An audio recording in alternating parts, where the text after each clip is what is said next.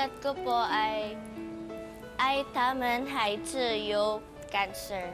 Ang ibig sabihin po nito, love the children who have cancer. Kasi ang ibang tao, ayaw na nilang lapitan ng batang may cancer. Hindi na sila naaawa.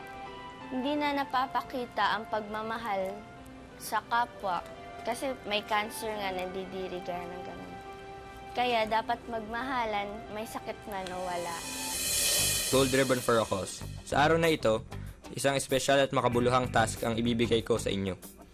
Sa malaking canvas na ibibigay ko sa inyo ay isang ribbon ang nakadrawing. Ayun, gamit ang ace paints na ibinigay ko, pipinturahan nyo ang ribbon na ito ng kulay dilaw.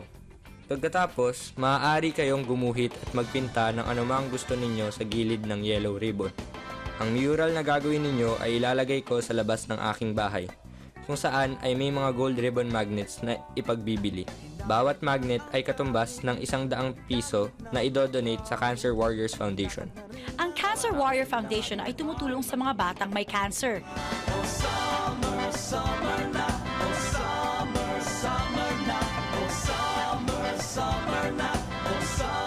Maya-maya, nag-sharing ang mga housemates sa bawat isa kung ano ang message na nilagay nila sa mural. Abangan ta ang mga bata nga nag-antos sa sakit nga cancer.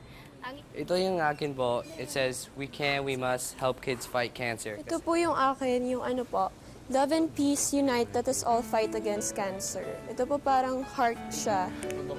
Tapos ito po ano, parang peace sign.